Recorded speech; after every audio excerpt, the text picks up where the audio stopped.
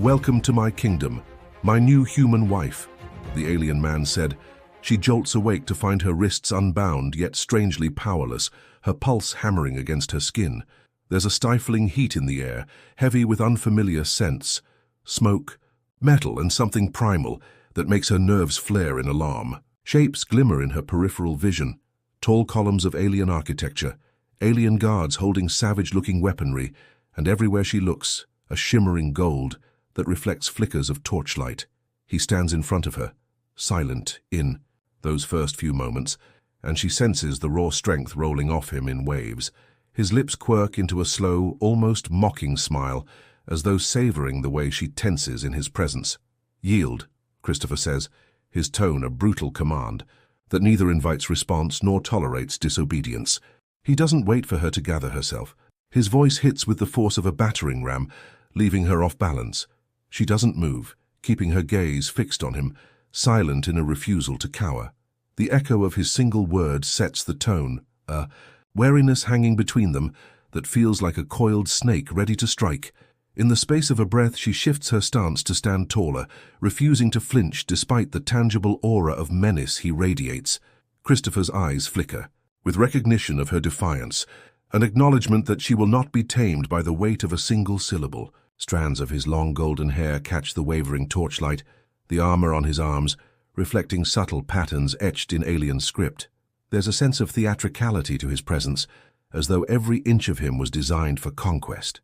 He steps closer, a near-silent approach, and she can hear the metal plates of his armor brushing together. He's close enough now that she catches a trace of his scent, like ozone and scorched earth, something dangerous and elemental. Lena clenches her fists. She knows she should be afraid, and she is. But there's something more than fear pulsing through her veins. It's as if the heat in the air seeps into her blood, igniting a strange mix of dread and challenge. She can't place why her skin prickles beneath his gaze, why the mere act of standing in front of him triggers such a visceral reaction. Adrenaline sharpens her senses, and her breath rattles in her lungs as she fights the urge to either flee or attack.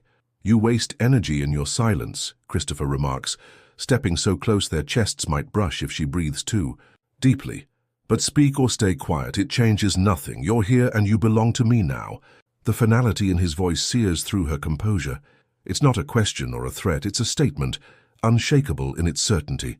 She bristles at the idea of belonging to anyone, let alone this imposing alien who seems to think the universe bends to his will.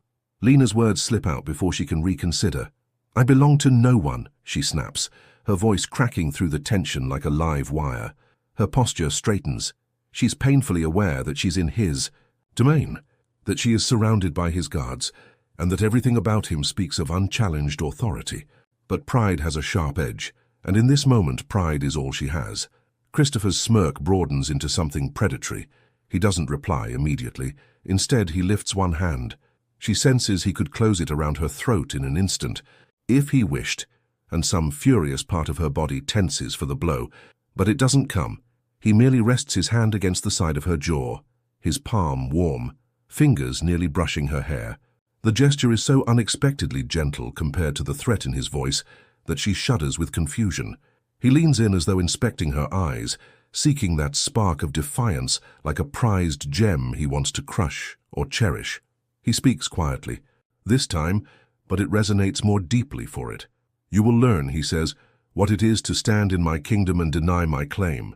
The subtle emphasis on my kingdom reveals a fierce possessiveness, not just of the stone walls and metal spires around them, but of her as well. She doesn't move away from his touch, though every instinct screams at her to recoil.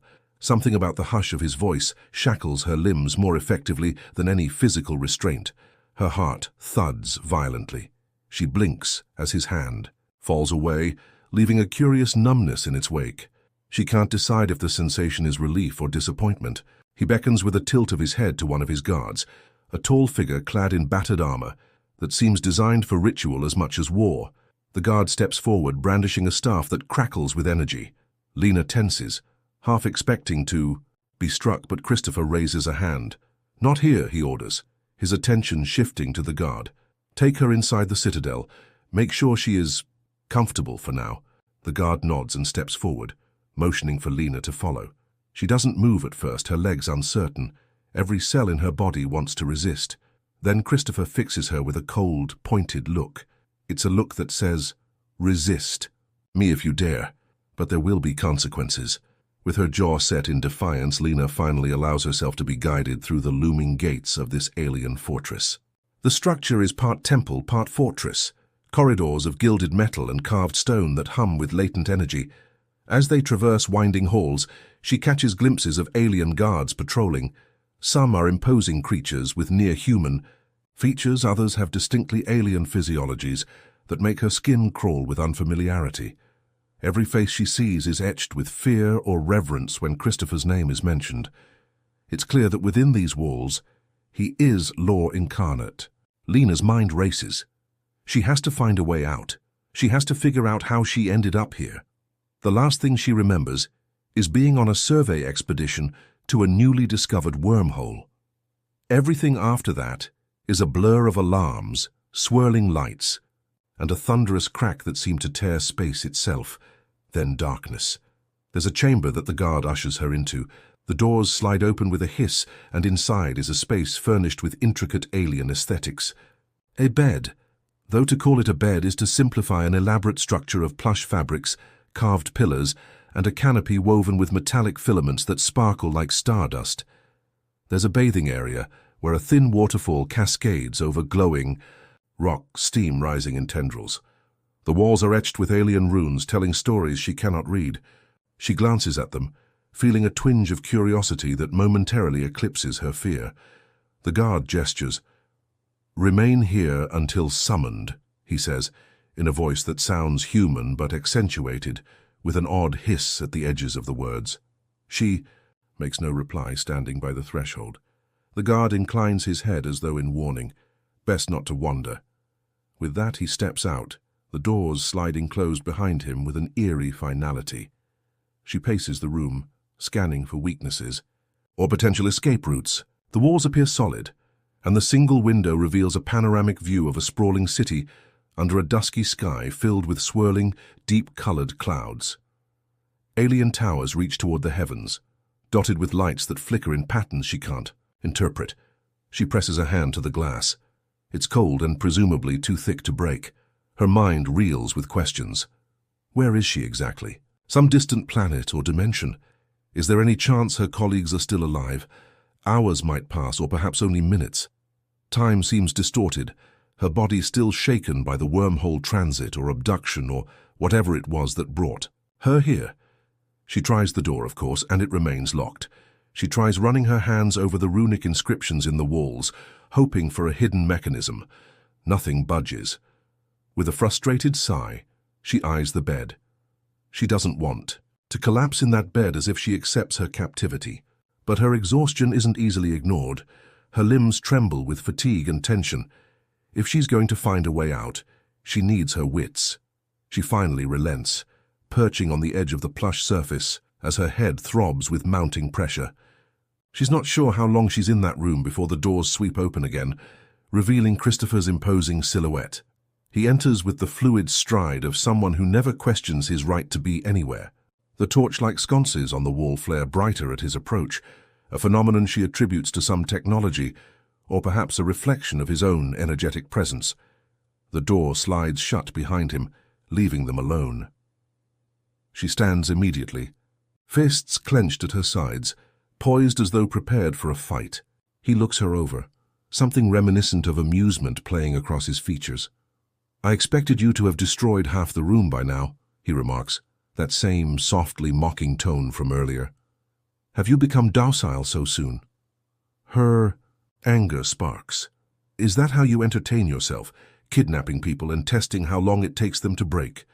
He disregards her accusation with a dismissive shrug. "You are here because I have chosen you," he says simply. "Your presence in my domain is no accident." He moves closer, slow and deliberate. "Tell me, has your world not prepared you for the concept of conquest?" She hates the heat that flares in her cheeks. "We don't just go around abducting people where I come from." He chuckles, the sound devoid of genuine humor. "Your world does plenty of taking. It's just better at dressing it in justifications. He pauses, letting his gaze roam over her, as if assessing the measure of her convictions. You should be proud. The reason you're here is not trivial. You are special. She fights the urge to roll her eyes. Let me guess. There's a prophecy? Or my bloodline grants you cosmic power? Her sarcasm is a shield, one she's used before in the face of fear. He steps closer, and her breath catches as she realizes just how tall he is, how broad his shoulders are beneath that gleaming armor. She can practically feel the heat rolling off his body. Your species was never meant to be found in that region of space, he says. It was an anomaly. A rift tore open near your vessel, letting me intercept you. He lifts a hand as though to brush a stray lock of hair from her face, but she jerks away. He lets his hand fall, smirk, unfaltering. I recognized something. In you, a resonance that matches the energy flow in my kingdom. Imagine my surprise when I learned you could harness it. She frowns, trying to recall any instance of harnessing strange energies. I don't know what you're talking about. I'm a scientist, a researcher. I measure things. I don't wield cosmic powers. He tilts his head thoughtfully, that smirk fading into an inscrutable expression. Whether you acknowledge it or not, you are key to stabilizing certain anomalies that have plagued my empire for centuries. You may not see it yet, but you will. He gestures to the runes on the walls. It's all written in the old texts. They speak of a human bride who would walk into our realm through a tear in space. Mythology perhaps, but one rooted in something real. Her heart stutters, torn between disbelief and a creeping sense that the world is bigger than she ever imagined. You can't seriously believe that. I'm just a woman, a mortal from a planet you probably consider backward. He closes the distance between them in a heartbeat, and her pulse spikes. Then explain the way your presence already stabilizes the cosmic rifts around us. I've felt them since you arrived. For the first time in years, the gravitational pulses in this region are calm. His voice lowers. You are vital to me, Lena. She draws in a shaky breath, hating how her name sounds in his mouth, how it sends a strange shiver along her spine. She steels herself, trying to ignore the heaviness in the air and the maddening confidence in his gaze. If I really am that important, maybe you should consider treating me like more than an animal in a cage. Animal? He almost laughs. What cage? The door was guarded but not bolted shut. He waves a hand and the door slides open, revealing a hallway with 2 more guards stationed outside. You see, you are free to walk, but I would not advise running. The city is vast, and you do not know its dangers. She sets her jaw. I'll take my chances. He moves impossibly fast, blocking her path to the hallway before she's even taken a step. No, he says firmly. You will stay at my side. We are on the brink of war, and you are the tipping point that will determine its outcome. So do not mistake this arrangement for simple captivity. You are my chosen partner. She freezes, something about his words sending a chill through her. Partner, not prisoner. She attempts a mocking laugh, but it comes out forced. And when did I agree to that? He leans in, and for an instant, she can see the flicker of suppressed intensity in his eyes. Your agreement is irrelevant. It is already written into the lore of this kingdom. Our bond has begun, whether either of us wants it or not. His voice is lower now, almost a growl. She wonders if he's as irritated by this inevitability as she is. Somehow that sparks a twisted sense of solidarity, or at least a common frustration. She narrows her eyes. I'm not exactly a docile bride, she warns. If you think I'll just bow to your every whim, you're in for a disappointment. Christopher's smirk returns, more dangerous this time. Then I will relish breaking that defiance. Or perhaps, he pauses, as though entertained by another thought. Perhaps I will come to crave it. Time will tell. He steps aside, allowing her the illusion of the corridor. She glances from him to the guards and back again. The tension between them is thick enough to choke on. She can practically taste the challenge on the air, and a reckless part of her wants to test how far she can push him. But a flash of cold logic reminds her of the precarious position she's in. Alien world. Unknown. City. Potential cosmic powers she doesn't understand. She exhales, forcing the adrenaline to settle, and walks past him into the corridor. He follows, close enough that she feels the warmth radiating from him, an unmistakable presence that demands her attention whether she wants to give it or not. A nerve in her jaw ticks. She can't let him see how unsteady she feels. Pride and survival instincts war within her, but for now all she can do is bide her time. She may be forced into this alliance, but she won't be the subservient pawn he expects. One way or another, she will find a weakness in this kingdom's armor. She will find a way to leverage her unexpected importance. They walk through the labyrinthine corridors, the echo of their footsteps mingling with distant tremors, as if the planet itself rumbles with uncertain power. She notices murals on the walls depicting warriors crowned with celestial flames, battles waged across starfields, and a golden figure dominating them all. She recognizes the outline of Christopher's armor in those carvings. He's not just a warlord, he's something closer to a god-king in this realm. As she's guided deeper into the citadel, she spares a glance at Christopher's profile. There's a hardness there that goes beyond arrogance. It's almost a quiet rage, a need for revenge, maybe the vendetta he hinted at. She wonders who wronged him, and why his empire teeters on the brink of war. She wonders, too, if that raw thirst for domination extends to more than just territory, if it extends to her heart, her mind, her soul. It's a terrifying thought, but a sliver of reluctant fascination threads through her. She knows she should fear him, and she does, but fear and fascination are intimately related, often sides of the same blade. He leads her to a massive door flanked by guards, who immediately drop to their knees when Christopher approaches.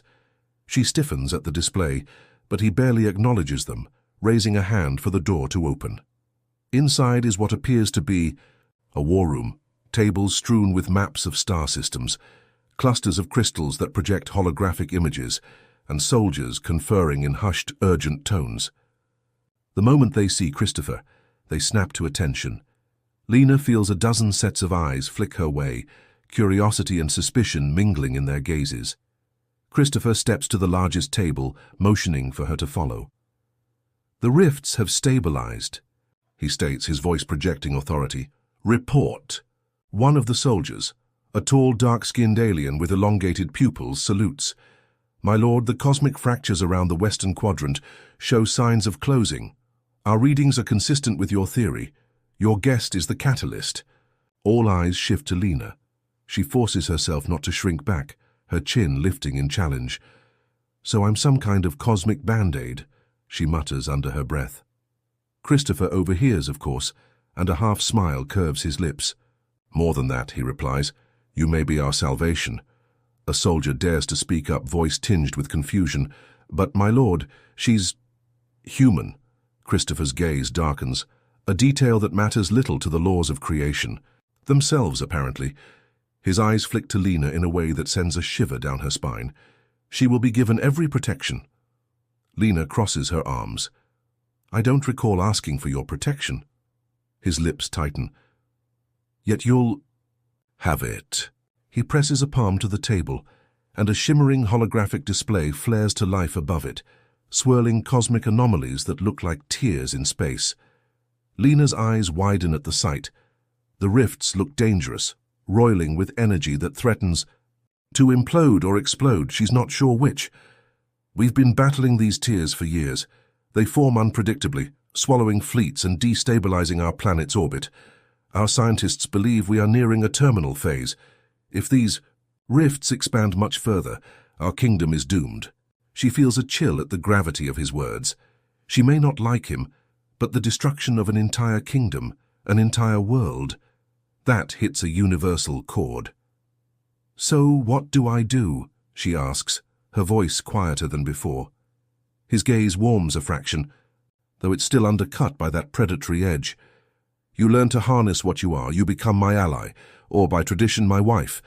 He nearly spits the last word, as if it's a formality forced upon him by prophecy. "Only then can we unify the warring factions and focus on closing the rifts for good." She stiffens. "I'll never marry you." He lifts a brow. "If the prophecy is real, we already are, at least in the eyes of the old laws." He exhales, an odd mix of resignation and determination. But I'm not asking you to adorn yourself in wedding finery and recite vows. I'm telling you, this is bigger than either of us. I will do whatever it takes to save my kingdom. If that means claiming you according to ancient rites, so be it. You would do well to remember that defiance won't stop the end of the world. She stares at him, a swirl of emotions roiling in her gut. Anger, fear, confusion, and something else she can't quite name. She hates how his presence stokes a heat within her that feels dangerously close to attraction. The tension is there, as thick and suffocating as the swirling energies in the hologram. She swallows hard, forcing herself to remain in control. He waves a hand and the image dissolves.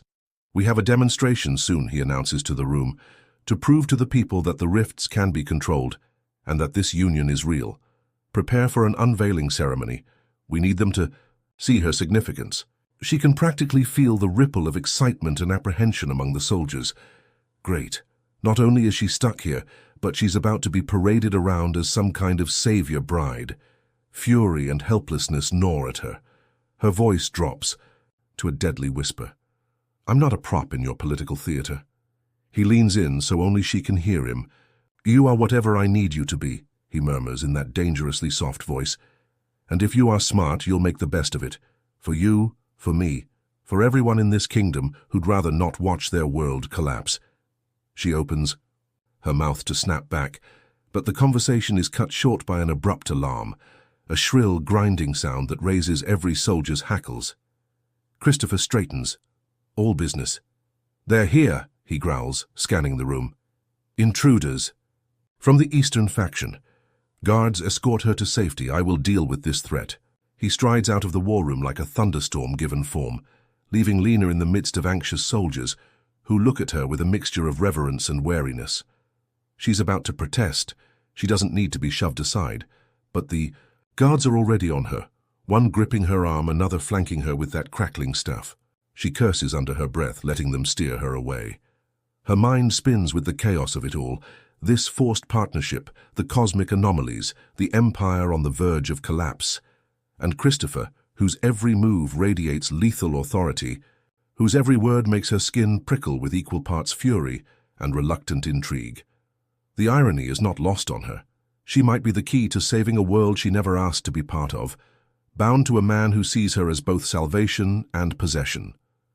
With her heart pounding in her chest, she lets the guards lead her from the war room into the sprawling corridors once more, the alarm still blaring in the distance. She vows silently that if she must play this role, she will do so on her own terms. She will not simply be claimed, she will find a way to claim something in return, be it her freedom or this kingdom's respect, or maybe even Christopher's surrender. Toistilmanis, Lena is ushered into a different wing of the citadel, one she hasn't seen before. The corridors are narrower, less adorned. The hum of machinery grows louder here, accompanied by the occasional hiss of steam from behind grated vents. She realizes this must be a more utilitarian section of the fortress, less for show, more for function. The guards remain silent, their grips on her arms firm, but not painful. She tries to control her breathing, focusing on each step rather than the swirl of questions in her head. Where is Christopher now? Is he fighting those intruders alone? Part of her doesn't care, but the rest of her can't ignore a twinge of concern. He might be an imposing tyrant, but his defeat would mean chaos for her as well. At least with him she has a chance to negotiate, to learn, to survive. She shakes the thought away, irritated that she's even entertaining worry for a man who abducted her. The guard on her right speaks into a wrist-mounted device, and a door slides open, revealing what appears to be a small operations room lined with screens displaying various vantage points of the citadel. A woman with metallic implants embedded along the sides of her skull looks up, startled. She bows her head when she sees Lena, or rather, the presence of the guards who escort Lena. The guards push her into the room gently, then step back to stand at attention. This area is secure, the woman says, her voice reverberating slightly from the implants. We have defenses that will hold against any standard assault. Lena crosses her arms. He thinks I need to be locked away while he does the real work, doesn't he? The woman's gaze flicks uncertainly between Lena and the monitors. The High Lord, Christopher, has ordered your protection. Right. Lena steps forward, scanning the screens. She sees glimpses of corridors, the exterior gates, an enormous courtyard that pulses with energy barriers. Flashes of movement catch her eye, some sort of battle playing out. She can't see Christopher clearly, but she catches a glimpse of golden hair and a sweeping red cloak. Her breath snags at the sight.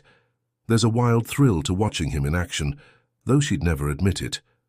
A loud impact shudders through the fortress, and the screens flicker. The woman moves quickly to stabilize the connections, her implants glowing faintly. They're using disruptor charges, she mutters. We might lose some feed. The guard shifts uneasily. Should we relocate the bride? Lena stiffens at the word, bride. She wants to reject it out loud, to deny the entire notion, but the woman with implants responds before she can. If we move her now, we risk crossing an active battle zone. Better to keep her here until the High Lord secures the perimeter. The guard nods. Lena clenches her fists, frustration boiling inside her. She's effectively a pawn, stuck watching the screens as Christopher and his forces engage these unseen enemies. She sees blasts of energy, bursts of smoke. It's chaos out there, but the defenders appear disciplined. She can't see how large the attacking force is, only that they strike with cunning, exploiting vantage points to challenge Christopher's troops. A swirl of conflicting emotions churns in her. She's angry at being sidelined, afraid for her own fate if Christopher fails, and bizarrely tense at the idea that something could happen to him. She steps closer to the central screen, ignoring the guard's watchful eyes. She spots a flicker of movement, a handful of invaders cutting through a side corridor. She recognizes the hallway from earlier. They're heading toward the war room, or maybe beyond it, toward the royal quarters. Her pulse spikes. She can't stand idly by, no matter how risky. Look, she says, pointing to the screen. They're inside. If they break through that corridor, they'll reach the heart of this place. The woman works at the controls, lips pressed, tight. High Lord must have seen them, but the feed is glitching. He might not have a live visual. She shoots Lena a wary glance as though expecting her to have a plan. Lena grits her teeth, her mind racing. She spots a console on the side with a blinking interface. What's that? An override panel for certain gates and blast doors, the woman replies. We could seal corridors to contain intruders, but it's keyed to Christopher's. Biometrics. Lena moves to the console, frowning. Is there no way to hack it? The woman hesitates, implants glowing again. I can try, but it might take precious minutes. And if I fail, the system might lock us out entirely. An explosion rocks the fortress, and the lights flicker ominously. A wave of heat rushes through the ventilation system, carrying the acrid smell of burning metal. Lena's fear transforms into cold determination. She's no soldier, but she's used to making quick decisions under pressure in her scientific expeditions. Do it, she says. We don't have time for caution. The woman nods, tapping rapidly at a hollow keyboard that floats before her. Sparks of light dance over her implants, and she grimaces with concentration. Lena watches the screen where the intruders move. They're fast, methodical, and heavily armed. She silently curses Christopher for dragging her into this, but a deeper part of her knows she's not just a victim. She's here now, seeing an opportunity to affect the outcome. She might not want to save Christopher's empire, but letting it fall into chaos won't help her escape either. If anything, it would strand her here without any leverage or ally. The minutes drag. She can hear distant, muffled shouts, the clang of metal on metal. The console emits a harsh beep, and the woman inhales sharply. I'm in, but it's unstable. I can close off 3 corridors before the system locks me out. Lena points to the route the intruders are taking. Seal that corridor. Another beep. On the screens, a massive metal barrier slams down, cutting off the path of a group of invaders. They skid to a halt, taken by surprise. She sees them pivot, heading for a different route. Block that one too. Another beep. Another door slammed shut. The intruders are corralled, but they're still dangerously close. They spread out, searching for alternate paths. Lena's eyes dart over the images, mentally mapping possible routes. She spots a smaller corridor branching off, leading around the sealed sections. It's not blocked. "Shut that corridor too," she orders, heart hammering. The woman does so, and the final beep indicates she's locked out of the system. The screens show the intruders frantically trying to blast through the sealed barriers, but they're contained for the moment. "That's all we can do," the woman says, panting slightly. "Now we have to wait. If the High Lord can rally his forces, they can push back these attackers while they're cornered." Lena exhales, feeling a surge of relief tempered by the knowledge that this battle is far from over. At least she's contributed something, proven she won't just cower. She wonders if Christopher will ever know she helped. Maybe she doesn't care, or maybe a small part of her wants him to realize she isn't helpless. She's more than a bride. She's a force in her own right. Suddenly, the door to the operations room slides open. Christopher strides in, sweat and dust marking his brow, the edges of his golden hair singed in places. His armor bears scorch marks, but he looks remarkably unscathed. The guards snap to attention, and the woman with implants bows her head hastily. Lena meets his gaze defiantly, refusing to lower her eyes. "You locked down the corridors," Christopher states, not a question but an observation. He glances at the screens, sees the pinned intruders, and then looks back at Lena with an unreadable expression. "You show initiative." She lifts her chin. "I didn't want them reaching me," she says, voice laced with sarcasm. "After all, I'm your precious cosmic bride, right? A target." He gives a short nod, acknowledging both her insolence and her practical reasoning. He steps closer, and she can see the tautness in his posture, the adrenaline still coursing through him. "You did well," he says low, "but it's not over. They've planted charges in the courtyard. The blast radius could breach the foundation of the citadel." The woman curses under her breath, fiddling with the monitors to locate the charges. Christopher continues, "I need you." He stops himself, hesitating as though he hates to rely on her. "The anomalies in the courtyard might be weakened by your presence. Our sensors indicate the rift there is responding to you. The energy reading is less volatile. If you can stand in the center of that courtyard, it might dampen the impact of the charges long enough for us to disarm them." Lena stares at him as if he's insane. "You want me to stand on a bomb?" He exhales sharply. "It's the only chance. If the courtyard collapses, half the citadel goes with it. My men can handle the intruders, but I need someone to neutralize that rift so the bombs don't amplify it. Without that, the explosion could tear open a new tear in space right under our feet." Her heart thunders. She's not a hero, not a soldier, but this world, this empire, could literally go up in cosmic flames. She looks at the monitors. She can see the courtyard, pocked with scorch marks and swirling energies that crackle like lightning.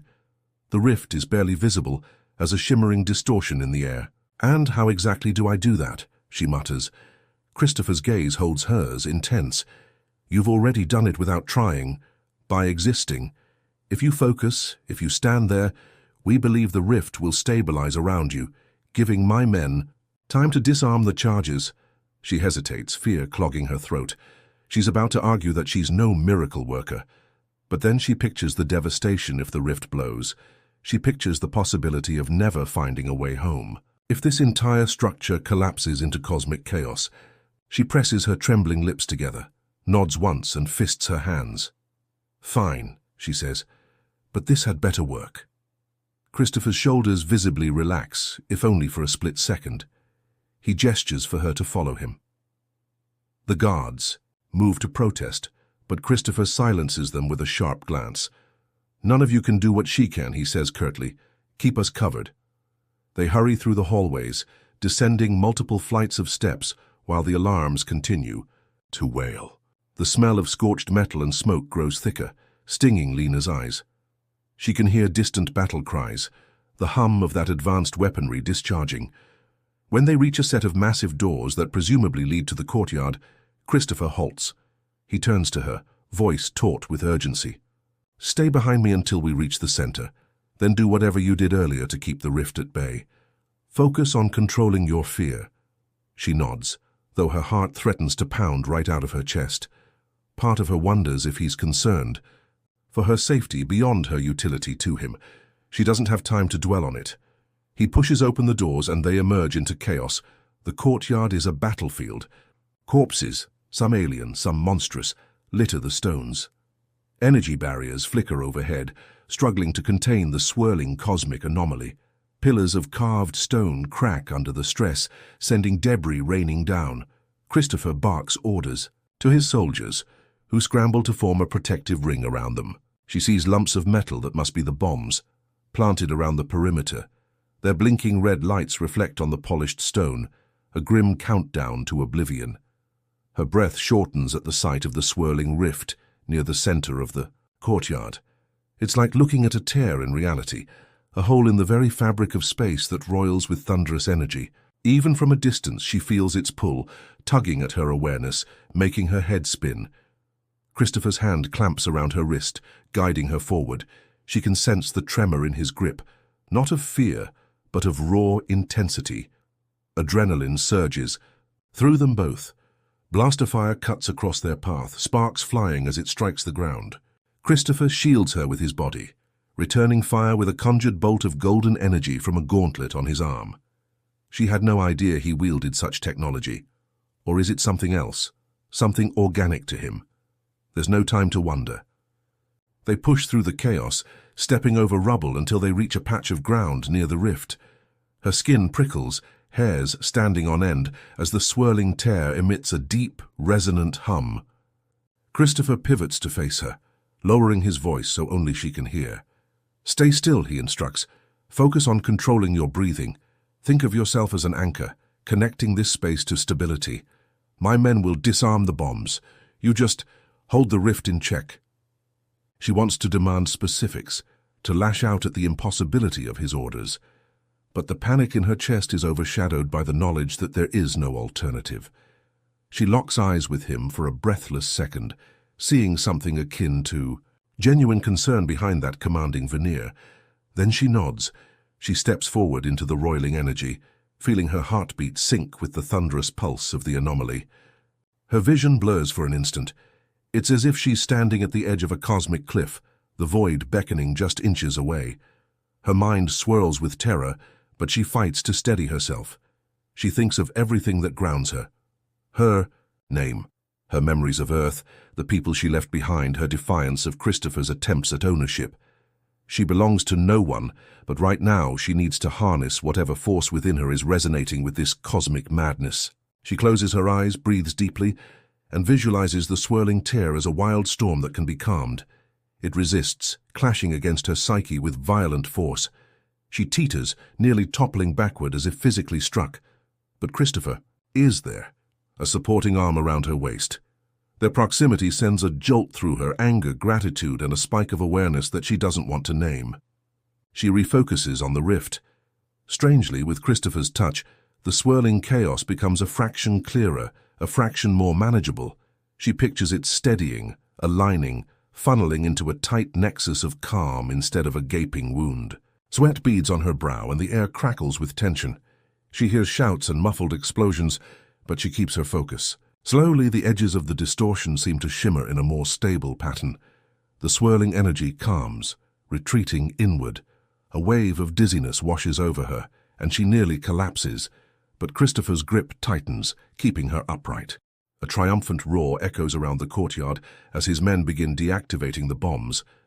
Lena's eyes fly open, seeing them scramble over the lumps of metal, pulling out wires and powering down each device. The rift remains at a simmer, stabilized enough that it doesn't amplify the bomb's destructive force. She can't fully seal it, she wouldn't know how, but she's holding it in a fragile balance. Her vision swims, darkness nibbling at the edges. She clings to the sound of Christopher's voice shouting orders, to the sensation of his strong arm bracing her. The bomb's blinking lights fade one by one, extinguished by the soldiers. Relief floods her, coupled with overwhelming exhaustion. She sags against Christopher, knees buckling. He scoops her up without hesitation, cradling her in his arms as if she weighs nothing. "Steady," he murmurs, and though his voice remains firm, there's a thread of something gentler there. Concern, relief, maybe even gratitude.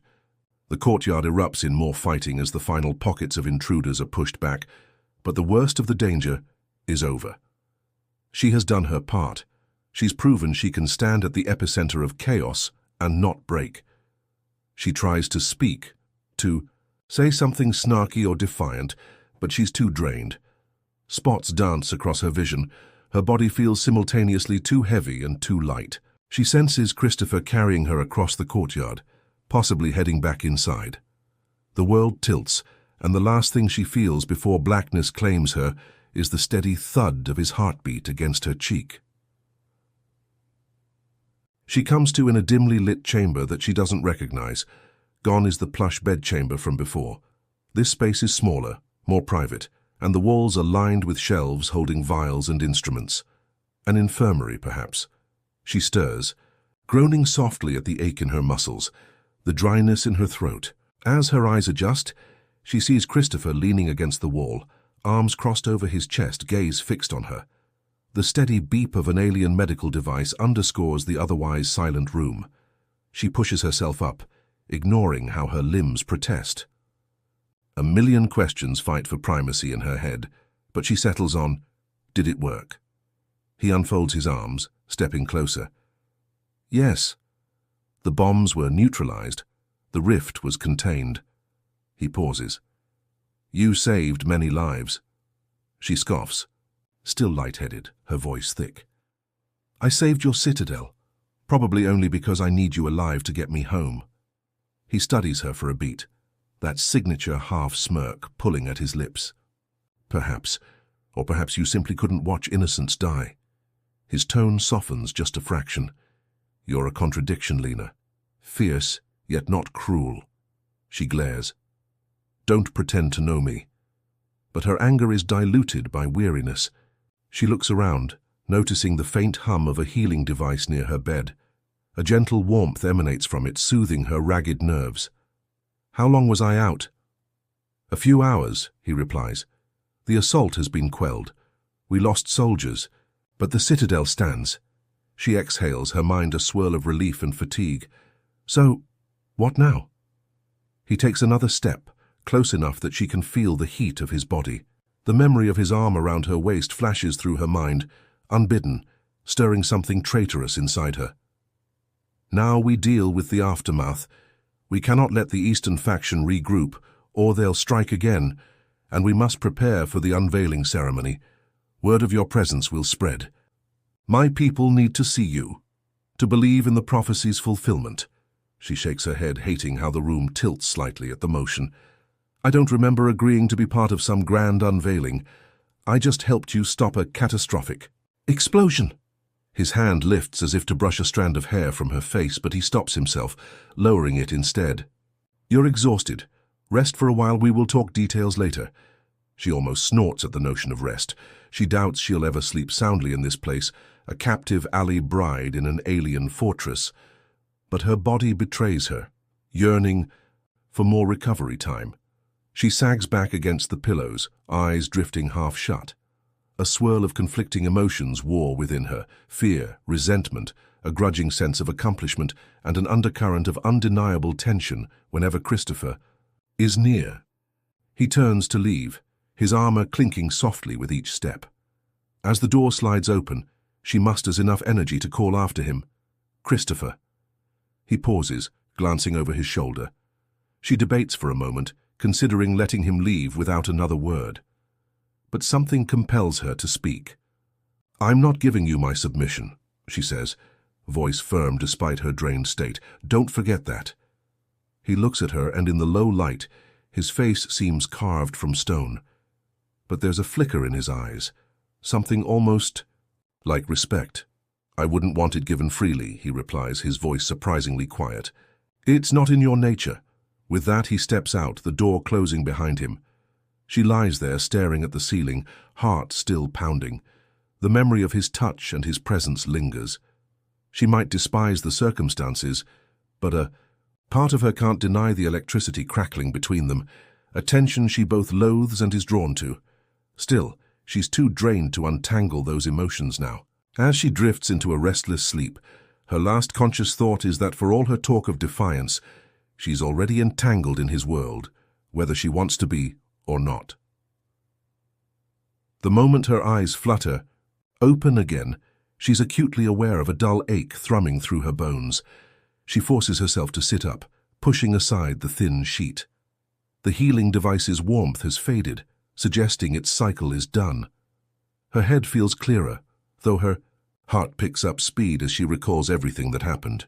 She's in an alien infirmary, apparently crucial to saving a world she's never known, and bound in a prophecy that demands she be Christopher's bride. She notices fresh clothing folded on a nearby bench, an outfit made from a dark, silky material, adorned with subtle gold patterns reminiscent of the fortress's aesthetic. She grimaces, wondering if it's more ceremonial garb to flaunt her new status, but her own clothes are torn and dirty from the courtyard chaos, so she reluctantly picks up the garments. She slides off the bed, testing her balance. Her muscles protest, but she's no longer reeling with dizziness. She dresses quickly, ignoring the tremor in her hands. The outfit fits surprisingly well, hugging her curves without restricting movement. She can't tell if that's by design or some alien technology that tailors fabric to the wearer. She runs a hand over the embroidered patterns, noting how they glow faintly under her touch. Another testament to the advanced yet archaic fusion of Christopher's empire, magical and high-tech at once. The door whooshes open, startling her. A guard stands there, eyes averted respectfully. She tenses, but he speaks with measured politeness. The High Lord awaits you in the Hall of Accord if you are well enough to walk. She steels herself, feigning more confidence than she feels. I can walk, she says tersely, striding toward the doorway. The guard leads her through winding corridors. Some she recognizes, others new. She notes the occasional scorch mark or collapsed archway, reminders of the recent battle. Workers in hooded robes scurry around, clearing debris and repairing damaged sections with an efficiency that speaks of routine warfare. This kingdom is constantly under siege, it seems. At last, the guard stops at an ornate set of doors, emblazoned with swirling patterns. Torch-like sconces cast dancing shadows on the carvings, giving the impression of cosmic waves in motion. He bows slightly, pressing a panel that causes the doors to slide open. Inside, Lena sees a circular chamber, ringed by wide steps that descend to a central dais. It's reminiscent of an amphitheater, with balconies overhead filled by various onlookers, courtiers, nobles, and perhaps scholars. Her eyes lock on Christopher, who stands on the dais in full regalia. He's shed his battle-worn armor in favor of a more ceremonial ensemble, still accented with metal plates, but with a sweeping cloak of deep crimson, trimmed in gold. His hair is neatly tied back, revealing the angular planes of his face and the intensity in his eyes. When he sees her, he raises a hand, beckoning her forward. The hall grows silent as she makes her way down the steps, acutely conscious of every pair of eyes upon her. The hush is oppressive. At the base of the dais, Christopher's gaze flickers over her new attire, a faint acknowledgement that she's dressed in his kingdom's colors. The tension between them is immediate, a static charge that crackles in the air. "Lena," he says, voice echoing through the chamber, "step forward." She does, though every instinct screams at her to turn and run. He gestures for her to stand beside him, facing the assembled throng. "My people," he intones, "witness that the prophecy unfolds. The human woman Lena has already demonstrated her power to stabilize our raging rifts. She is the key to our survival, and by the ancient laws of our land, she stands as my chosen mate." A rustle of whispers spreads through the crowd. Lena's cheeks burn with a mix of indignation and uncertainty. She spots a few skeptical faces, as well as some that look downright hostile. Not everyone in this empire is thrilled with the idea of a human bride. Christopher lifts a hand, silencing the muttering. "I will hear no doubts. She is here, and she has risked her life to protect this citadel. Let any who question her role speak now." The hush deepens, pregnant with tension. Finally, a figure from one of the balconies stands. He's tall and gaunt, with an elaborate crest of horns curling around his head. His voice is smooth yet dripping with contempt. "High Lord, we do not deny your prowess or her apparent effect on the rifts, But how can we be certain she is willing to stand with us if she is taken by force? What loyalty can a captive bride truly offer? Lena bristles, but she holds her tongue, waiting to see how Christopher responds. He tilts his chin up, exuding authority. A fair question, he concedes, surprising her. But she has already proven her willingness to fight for this kingdom when she sealed the courtyard rift. She could have let it collapse and attempted to escape in the chaos. She did not. His gaze slides to her, and for a moment she sees something almost akin to pride. She swallows hard, refusing to let that affect her. The horned man still looks unconvinced. And what of the prophecy's final clause? Had states that the union must be consummated by the cosmic hour, lest the energies remain in flux. A ripple of uncomfortable murmurs passes through the hall at the blunt mention of consummation. Heat flares in Lena's cheeks. She has no intention of discussing intimacy in front of an audience, let alone fulfilling some archaic ritual. Christopher's jaw tightens. "We are aware," he says curtly. "That is a private matter." The horned man's lips twist, as though tasting bitterness. "If it remains undone, your claim and her stabilizing effect may be forfeit." Lena's stomach turns. She can't believe she's hearing this. She's just starting to realize the full extent of the prophecy's demands. She glances at Christopher, who looks like he'd rather rip the horned man's head off than continue the conversation. Christopher's voice resonates with a deadly calm. "We will do what is necessary. The energies will not remain in flux." He flicks his eyes toward Lena, and she catches a momentary flicker of some internal struggle. Then he addresses the assembly. "Until then, this hall recognizes Lena as my mate, destined by the cosmic laws that bind our world." Another wave of chatter sweeps through the crowd. Lena stands frozen, humiliated and enraged by the talk of consummation as though she's livestock. She sets her jaw, stepping forward to speak before she can second-guess herself. "I'm not here to play a role in your fantasies," she declares, her voice echoing.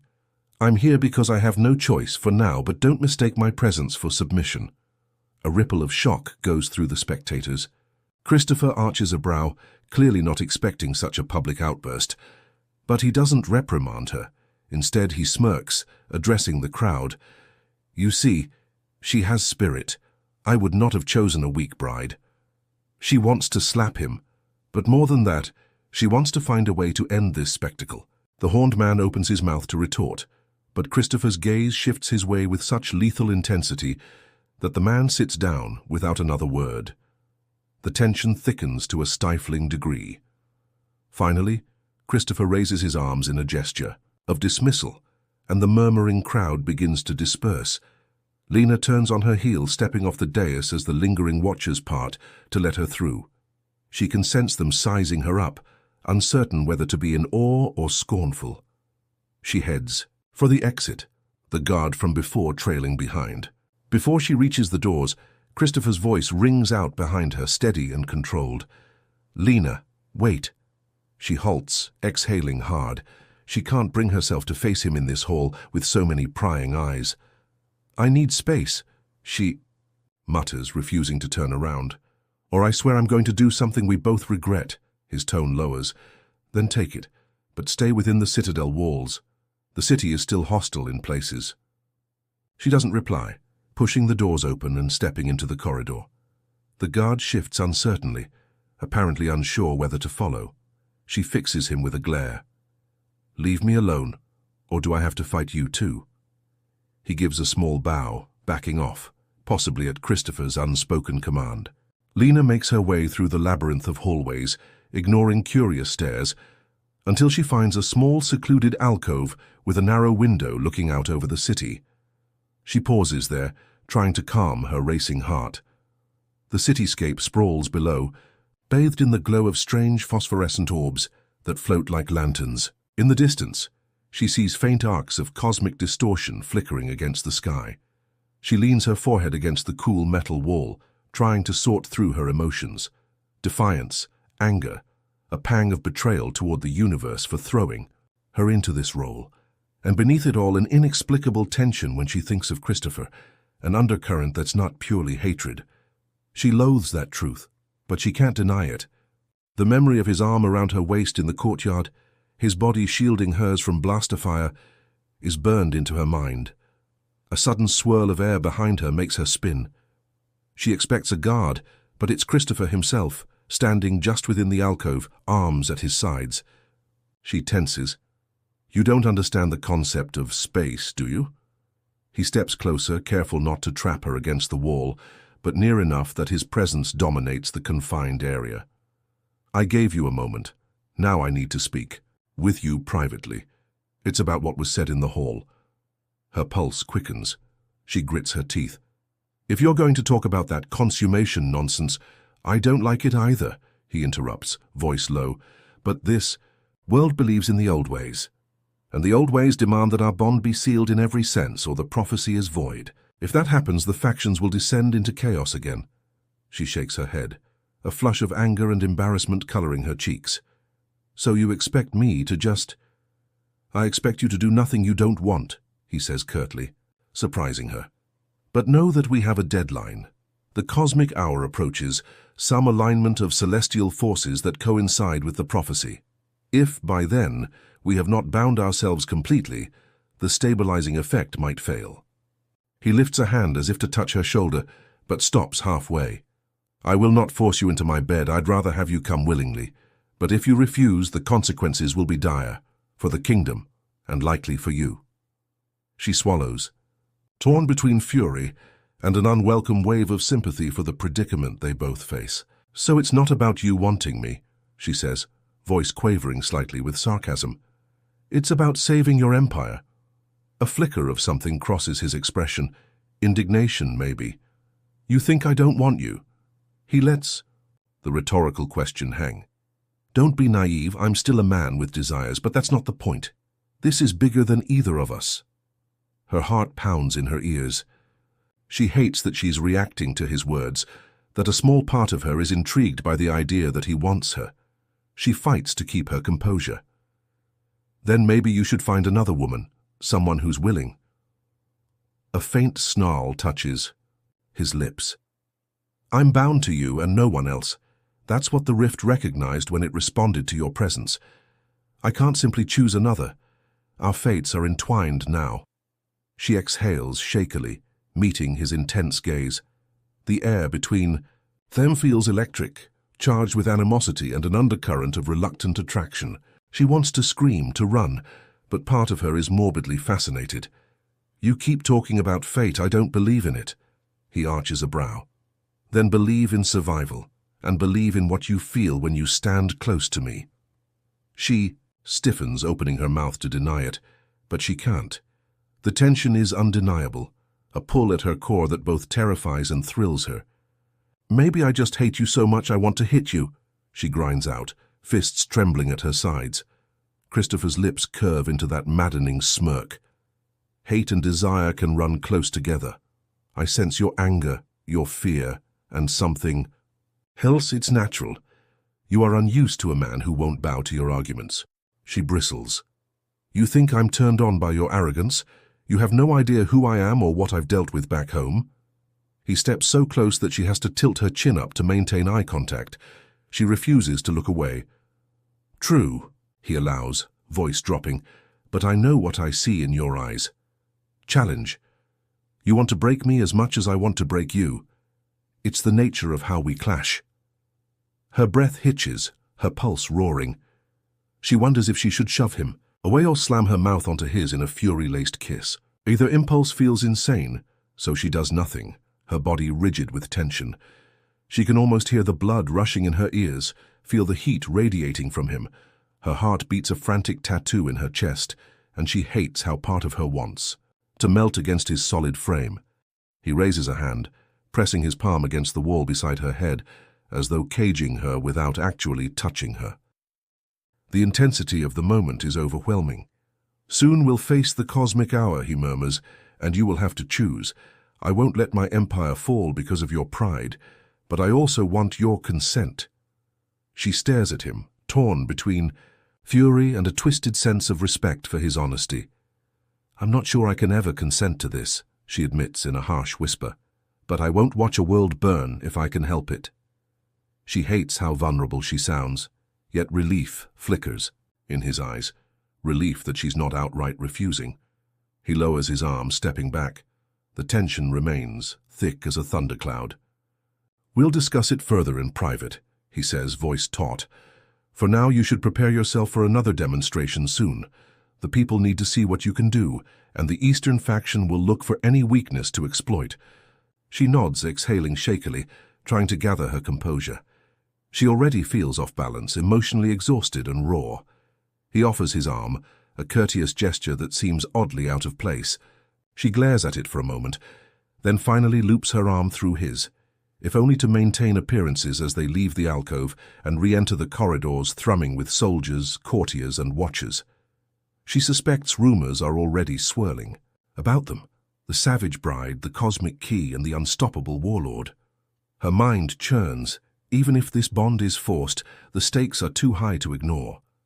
She tells herself that if she must share a bed with Christopher, if she must enact some ritual to seal their union, she'll find a way to do it on her terms, snatching at least a shred of autonomy. Because if there's one thing she refuses to relinquish, it's her sense of self, and if Christopher wants to claim her, he'd better be prepared to be claimed in return. Taosunusti. The day passes in a blur of preparations and tense negotiations. Servants scramble to repair the damages from the battle, while soldiers remain on high alert, manning every gate and corridor.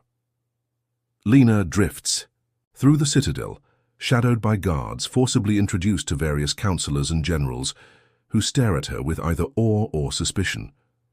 She meets them with curt politeness, her mind running through possible escape plans, even as she acknowledges how slim her chances are. A quiet rumor emerges that the Eastern faction is regrouping for another strike, possibly teaming up with outside forces. The entire kingdom seems caught in a delicate balance, teetering on the brink of internal collapse as the cosmic rifts loom. Overhead, she learns more about the energy disruptions, how they can randomly spawn destructive anomalies, how entire regions have been lost. The more she hears, the more she realizes that Christopher's desperation is not mere ego. He truly stands at the edge of oblivion, and she is the improbable lifeline. By evening, she finds herself back in a lavish chamber, larger than the previous bedroom, where she's told she'll stay for the night. Ornate curtains frame a massive bed, and a wide balcony overlooks the city, shimmering with distant lights. She stands at the balcony railing, letting the cool air wash over her, trying to steady the whirlpool of her thoughts. Below, streets wind through the city like veins, carrying a faint hum of life. She imagines how small the people down there must feel, living under the constant threat of war and cosmic ruin. A presence behind her makes her turn. Christopher stands in the doorway, having dismissed the guards posted outside. She sighs, folding her arms. "I take it this is another forced meeting." He steps onto the balcony, the night breeze ruffling his hair. "We need to talk about the ceremony. Tomorrow, the one where you'll demonstrate your stabilizing powers for the Council of Clans." She lifts a brow. "What does that entail?" He leans against the railing beside her, the setting sun painting his features in shades of gold and crimson. They'll gather in the Grand Spire, a massive open-air tower at the city's heart. Under the starlight, you'll step forward to the central dais where a controlled rift is kept in stasis. Then you'll do what you did in the courtyard. Show them you can maintain balance. She rolls her eyes. "Sure, piece of cake." He studies her profile. "You're scared." "It's not a question, more a statement of fact." She huffs. "I'd be a fool not to be. I barely know how. I stabilized the courtyard rift, I just did it. This time you're expecting me to perform on command." He reaches out, letting his fingers hover near her arm but not quite touching. "The rifts respond to your emotions. If you let fear control you, they become chaotic. If you focus, keep your mind steady, they calm. That's all I know." She bristles. "That's not exactly a detailed manual, Christopher." His jaw works, frustration evident. "It's all we have. Our scientists have tried every method to close the rifts. None worked long-term. You come from a realm outside our laws, so perhaps your physiology interacts differently with the anomaly. That's my best guess." She exhales sharply, gazing at the labyrinthine city below. A flicker of lights catches her eye, a small explosion or a flare of disruptive energy. It's hard to tell. I didn't ask for this. He's quiet for a moment. Neither did I. Sometimes the throne is just another prison. She glances at him, surprised. It's the first time he's offered any vulnerability, however veiled. Then he straightens, adopting that authoritative stance again. Tomorrow is important. If the Council believes in you, they'll unite their forces behind me. If they don't, our enemies will sense weakness and strike. She manages a wry smile. No pressure, then. He almost laughs, but it comes out as a dry huff. They stand there side by side, the air thick with the friction that's become their norm. She tries to ignore the subtle awareness that spikes whenever they're close. The wind carries the faintest scent of him. Smoke, steel, and something purely masculine. She wonders if he notices her nearness, if his heart pounds the way hers does. She hates the idea that she might feel anything for a man who abducted her. Yet desire and resentment can coexist in the strangest ways. He gestures toward the bedchamber. Rest now. Your trial tomorrow will be taxing. I'll make sure no one disturbs you. She turns her back to the city, meeting his gaze. Why are you being almost considerate? He scoffs, crossing his arms. Don't misunderstand, I'm not softening, but if you falter tomorrow, we all die eventually. Keeping you well isn't kindness, it's necessity. She narrows her eyes. You're a real charmer. He shrugs, unrepentant. I don't recall ever pretending otherwise. For a moment, neither speaks. Then he tilts his head. Would you like me to leave? She hesitates, uncertain. Part of her wants him gone, so she can nurse her anger in solitude. Another part of her is so exhausted by the day's events that she doesn't care. She rubs her forehead. I don't have the energy to argue. His expression softens almost imperceptibly. I'll go. But remember, the cosmic hour draws near. We can't postpone what must happen forever. Her stomach twists at the reminder. She steels herself. Go, she repeats, voice steady. We'll see about tomorrow first. He inclines his head. Very well. Sleep. You'll need every ounce of strength. With that, he turns, striding back into the chamber. The door closes behind him, leaving her alone in the hush of the balcony. The city lights a distant tapestry below. She sags against the railing, trying to ignore the growing knot in her chest. This world is suffocating her with its demands, and Christopher's presence is a catalyst for conflicting emotions she can't name. She's never felt so trapped, yet bizarrely alive. Maybe that's the part that troubles her the most, the realization that beneath the anger and defiance, something in her responds to him, like two storms colliding, generating lightning and thunder in their wake. Eventually, she retreats into the bedchamber, collapses on the oversized bed and tries to sleep. Nightmares chase her, visions of cosmic rifts swallowing entire civilizations, of Christopher stepping out of the shadows, demanding her submission. She tosses and turns, cold sweat slick on her skin. When morning's pale light filters through the balcony, she wakes feeling only marginally rested. Servants arrive with trays of food, strange fruits that glow softly, bread made from alien grains, and spiced meat that tastes vaguely like lamb. She eats mechanically, her appetite dulled by nerves. Then she's ushered into another round of dressing, this time a more ceremonial outfit, with layered fabrics in black and red, embroidered with swirling gold patterns. The entire time, her gut churns with anxiety over the demonstration. Finally, the guards guide her through the citadel's corridors toward the exit. Christopher waits near the main gates, flanked by soldiers. He's dressed again in regal armor, a cloak trailing behind him. Their eyes meet, and she reads the tension etched in his face. He's nervous too, she realizes, perhaps more than he's letting on. He gives a curt nod, and they proceed outside.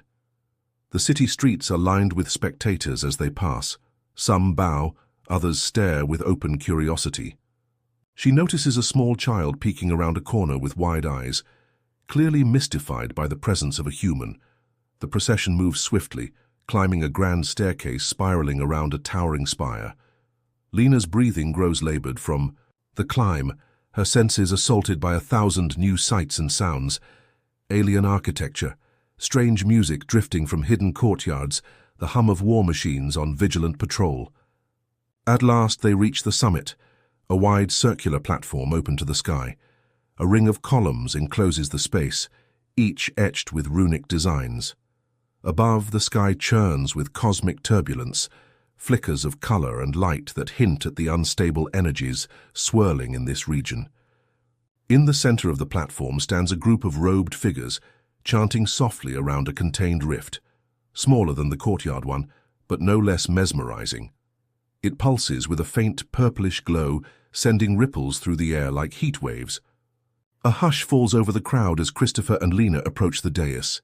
The robed figures part, allowing Lena to step closer. She can feel the rifts pull immediately, a heady dizziness that makes her vision swim. Christopher remains at her side, voice hushed. Focus, like before. She steels herself, pushing aside her panic. Slowly, she extends a hand toward the swirling distortion. An electric charge crackles along her arm. She senses that same resonance as before, the intangible link between her and this cosmic chaos. The crowd looks on in tense silence. She breathes in, then out, picturing the rift as a wild animal she needs to calm. She steadies her mind, corralling her runaway thoughts. The rift's pulsing grows more rhythmic, less erratic. A soft gasp sweeps through the spectators. Encouraged, she closes her eyes, concentrating on imagining the rift's energy converging into a stable point. When she opens her eyes, the swirling mass has shrunk slightly, glowing with a subdued light. It's not sealed, but it's contained, controlled. Applause erupts, some cheering, some chanting her name. The robed figures bow in awe, while Christopher stands tall beside her, exuding relief and triumph. She exhales shakily, letting her arm drop. "That's it?" she murmurs under her breath. He gives a slight nod. It's enough for them to believe. Indeed, the onlookers seem convinced. She hears whispers of chosen bride and prophecy fulfilled. She wants to deny it, but she can't deny the rift's response to her presence. One of the robed figures steps forward, a trembling voice filled with awe. "Praise the union. May it bring us salvation, and may the cosmic hour see it sealed completely." Her cheeks burn at the reference to the consummation. Christopher's expression remains impassive, though she senses the tension radiating off him. He raises a hand to quiet the crowd, then addresses them. "You have witnessed her power. Gather your clans, inform them that we have hope. The Eastern faction's aggression must end. Extend an invitation to meet under a flag of truce. If they refuse, we will strike with renewed unity." The robed figure and the onlookers bow, scattering to spread the news. As the crowd disperses, Christopher gently takes Lena's elbow, guiding her away from the dais. She notices a slight tremor in his hand, possibly from the residual energy around the rift. Or maybe from relief. She can't be sure.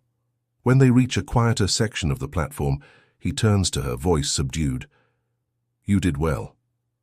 A simple statement, but it carries weight. She reads a flicker of genuine gratitude in his eyes. She shrugs, her heart still pounding. "I guess I'm your cosmic show pony now." He frowns. "I know you hate it, but it's necessary. This demonstration will buy us time." She closes her eyes for a moment, wrestling with fatigue. Each encounter with the rift feels like a marathon in her mind. "Time for what?" His gaze flicks to the robed figures packing up their ritual tools. "Time to prepare for the cosmic hour." He hesitates, almost as if he doesn't want to say the next words. "It's soon. The alignment of the celestial bodies is predicted for tomorrow night." She stiffens. The final line of the prophecy weighs on her. The union must be complete by the cosmic hour. She tries to speak, but her throat feels tight. "Tomorrow night?" she manages. He nods. "We have that long to figure out how we'll handle this." She swallows, acutely aware of how little time that is. Something within her quails at the prospect of forcibly sharing intimacy with him. Yet part of her, the part that resonates with his presence, wonders if it's inevitable that they'll be drawn together. She clenches her jaw, pushing away that line of thought. "We'll talk about it later," she mutters, turning to descend the spire stairs. He follows, silent, as if sensing the tumult in her mind. Neither says a word on the walk back to the citadel. The throngs of people let them pass, many bowing or offering blessings. Lena feels like she's moving through a dream or a nightmare, surrounded by alien architecture and echoes of a prophecy that's claimed her life. Her body aches, her mind spins, and at the core of it all stands Christopher, formidable yet burdened, both her captor and collaborator. By the time they enter the citadel's grand entrance, she's trembling with exhaustion and pent-up stress. Christopher signals to the guards, and they scatter to resume their posts. He glances at her, noticing her pallor. "You need rest," he says, his tone not leaving room for debate. She wants to argue, to rebel against being told what to do, but she knows she's on the edge of collapse. She nods curtly, letting him guide her through winding corridors toward a suite of rooms she hasn't seen before. It's more subdued than her previous lodgings, with fewer lavish decorations and a large bed draped in soft linens. He opens the door, gesturing for her to step inside. She does, turning to face him. "You're not staying, are you?" He shakes his head. "No, this is your space. I'll be in the war room finalizing the day's negotiations." She releases a breath she didn't know she was holding. She's relieved, yet strangely disappointed. Confusion coils in her chest. She hates herself for that momentary pang of longing. But she can't help recalling how his hand steadied her, how his presence bolstered her when facing the rift. She forces the thought away. "Good," she says, aiming for indifference. She steps back, intending to close the door, but he stops it with a hand. "Lena."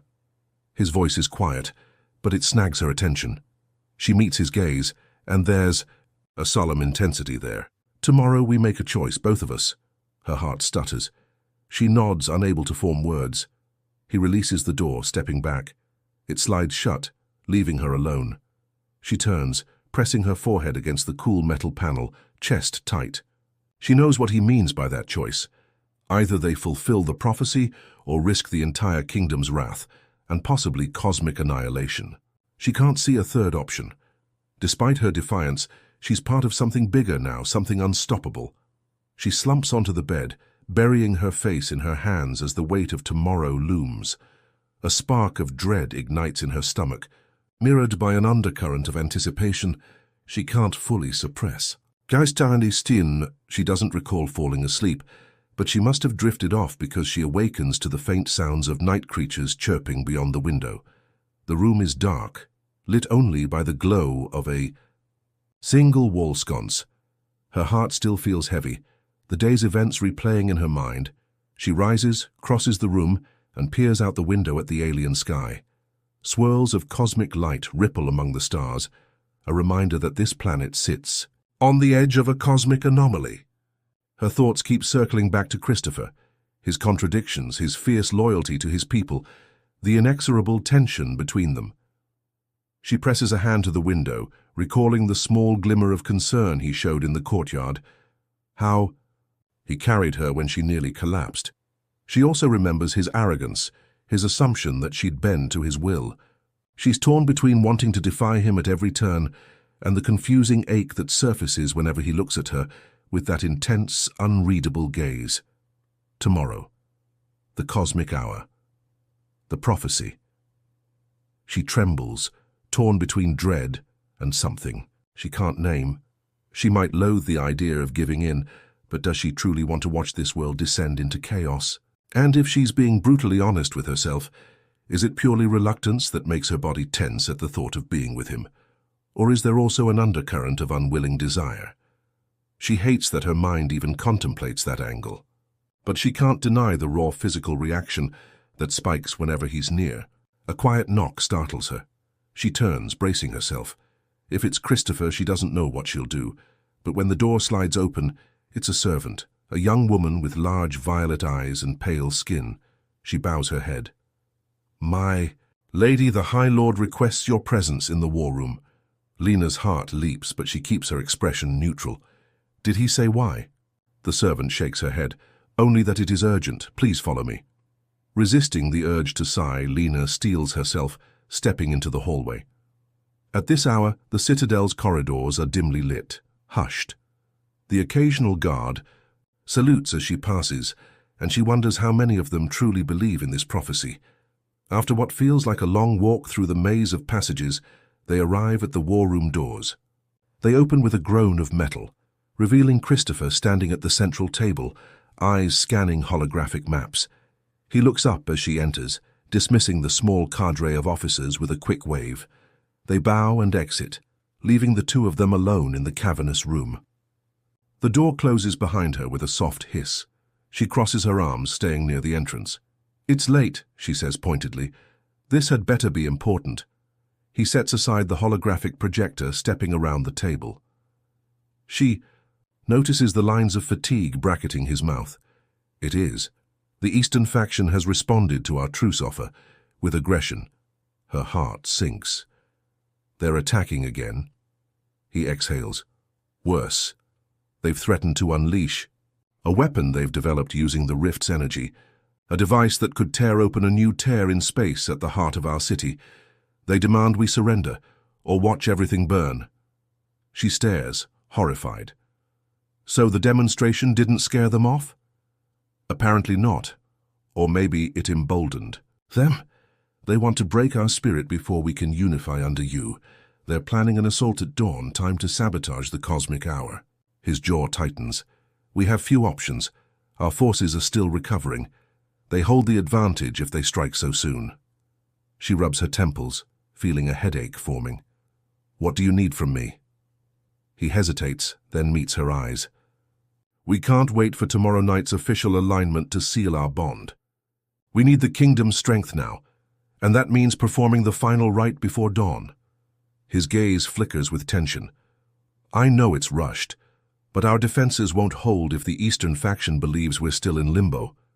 We need every clan loyal, every soldier ready, and that loyalty hinges on the prophecy's fulfillment. A flush creeps over her skin. She clenches her fists. You want to... tonight? He nods grimly. Yes, if the bond is sealed, the people will rally without question. Even if the Eastern faction attacks at dawn, we'll have overwhelming support. You'll also be at full power when the cosmic hour's energies begin to spike. That might be our best chance to fight this new weapon. Her mind reels. She's not prepared, not mentally, not emotionally. She's barely come to terms with the idea. But earlier you said you wouldn't force me. I'm not forcing you, he interrupts, stepping closer, his voice intense. I'm laying out the situation. We stand on the brink of destruction. I'd rather do this on your terms, but time is not our ally. She crosses her arms, battling a surge of conflicting emotions. Fear, anger, confusion, a strange flicker of anticipation. And if I say no? He looks pained, though he tries to hide it. Then at dawn, they attack. We're weakened. And who knows if we survive to see the cosmic hour tomorrow night. Even if we do, the morale damage might be irreversible. We'll face fracturing alliances, desertions.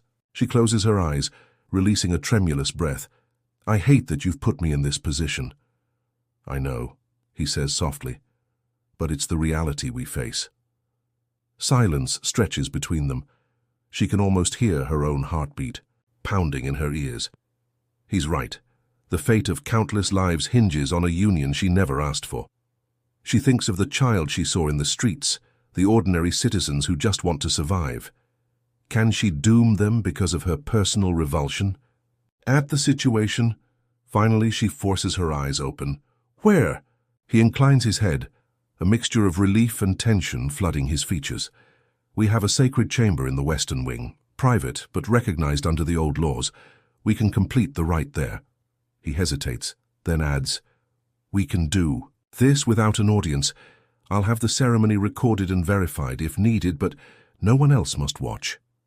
She swallows hard, forcing down a surge of nausea at the thought of letting him touch her intimately. But she can't deny the flicker of something else, a dark curiosity at how their warring energies might collide when barriers are dropped. Fine, she hears herself say, voice shaky. Let's get it over with. He steps forward, lifting a hand to her cheek. This time she doesn't pull away, though her body tenses at the contact. His touch is warm, his expression oddly gentle. "I wish it could be different," he murmurs. She exhales a shuddering breath, a single tear burning behind her eyelid that she refuses to let fall. "Don't," she whispers. "I can't handle pity right now." He nods, dropping his hand. "Come with me." They leave the war room, moving through the quiet citadel. The corridors feel ominous, lit by only a few torches and overhead glow orbs that pulse slowly, mirroring the hush of night. She follows him down twisting hallways she's never traversed, before each step echoing like a drumbeat in her skull. Finally, they reach a discreet set of doors made of dark metal, inlaid with swirling gold designs. He presses his palm to a panel, and the doors slide open, revealing a chamber suffused with a soft crimson light. It's smaller than she expected for a sacred space, perhaps only large enough for a bed, a low table, and a few relic stands, holding glowing crystals.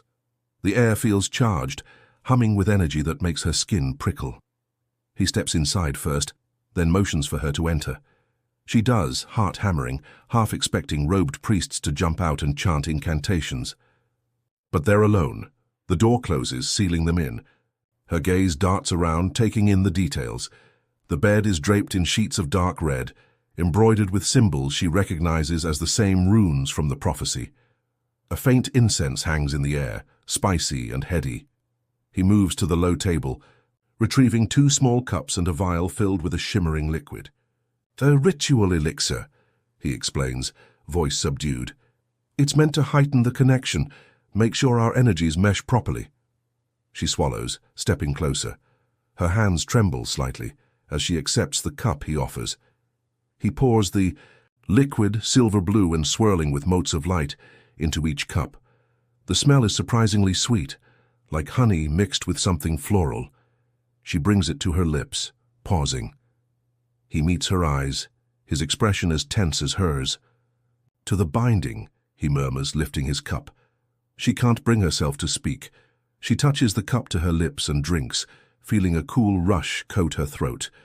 Her nerves tingle in response, like tiny sparks running under her skin. She sets the empty cup down, heart pounding louder than ever. The effect is immediate, a warmth blooming in her chest and spreading outward, making the air feel charged with possibility. She glances at Christopher, who closes his eyes momentarily, as if centering himself. Then he looks at her with a gaze so intense it's almost a physical caress. She crosses her arms, feeling exposed. "What now?" He steps closer, every muscle in his body coiled tight as if he's battling the same onslaught of sensations. According to the old laws, we speak vows to seal our cosmic bond, then consummate it under this chamber's wards. He grimaces. "I'll spare you the formal recitation. They only require certain key phrases." He lifts a hand to cup her chin gently, turning her face up to his. She can't hide the trembling of her lips, the conflicting swirl of fear, defiance, and a traitorous flicker of desire. "Repeat after me," he murmurs, voice husky. "I, Lena, accept the mantle of cosmic bride." She nearly chokes at the words. Her mind screams to recoil, but the solemn gravity of the situation and the elixir's warm glow push her onward. She mumbles, "I, Lena, accept the mantle of cosmic bride." He continues softly, "and yield my essence to the union that preserves this realm." She swallows, forcing the words out. "And yield my essence to the union that preserves this realm." The vow feels like a betrayal of her autonomy, yet she also senses a strange power in it, as though forging a new identity. She repeats the key lines he prompts, each phrase binding her more tightly to the prophecy. She can see flickers of light around them, like the runes on the bed are reacting to their words. When she finishes, he intones the male counterpart. "I, Christopher, accept you as mate and guardian of our people. I yield my essence to protect this realm, bound by fate to you alone." His voice resonates with a sincerity that makes her throat tighten. She realizes he's giving up something too, his solitude, his independence. The vow completes with a hush that settles over the room, as though the air itself holds its breath. They stand there, eyes locked, hearts drumming. She can feel the elixir swirling through her veins, heightening every sense. She's never been more aware of him, his closeness, his heat, the faint scar along his jaw, the tension in his breathing. He lifts a hand to her cheek, this time letting his fingers trail gently along her skin. She shivers, not entirely from fear. The cosmic energy in the room surges, enveloping them in a shimmering aura. He leans in slowly, giving her every chance to pull away. Her rational mind screams a dozen protests, but something deeper compels her to hold her ground. Their lips meet, soft at first, then surging with urgency. It's a clash of wills, a meeting of storms. She fights against the onslaught, full of sensations, torn between resisting and yielding. But the elixir's magic and the swirl of cosmic energy chip away at her defenses. A moan escapes her throat, and she grips his armor, simultaneously pushing and pulling. Their tongues tangle, the kiss turning fierce as if each is trying to dominate the other. She presses her body against him, heart pounding with unbridled intensity. She hates how much she wants this, how her skin ignites under his touch. His arms wrap around her waist, lifting her slightly, so her feet barely touch the floor. For a moment the world narrows to just the taste of him, the sound of their ragged breathing, the heat of his palms along her spine. They break apart gasping, eyes wild. She sees a flicker of conflict in his gaze, perhaps mirroring her own. Without words, he guides her to the bed, each step crackling with tension. She hesitates at the edge, the final threshold. They both know. Crossing it seals their fate. She meets his gaze one last time, searching for any sign of manipulation or cruelty. Instead, she sees need, desperation, and a strange, reluctant tenderness. She allows him to lay her down, armor and ceremonial clothing discarded with fumbling hands. They're bared to each other in the glow of the room's red light. She expects the moment to be repulsive or terrifying, yet the heat in her belly coils tighter, hunger warring with resentment. He hovers over her, breath ragged, muscles taut, as if waiting for her permission. She exhales a shaky nod, biting her lip to stifle the swirl of fear and desire. Their bodies collide, a frantic tangle of limbs and molten intensity. It's not gentle, it's more like a battle, each thrust a statement of power and vulnerability. She finds herself clawing at his back, drawing gasps of both pain and pleasure from him. He grips her thighs, pulling her against him in a rhythm that's both urgent and aching. She hates how good it feels, how the elixir amplifies every sensation.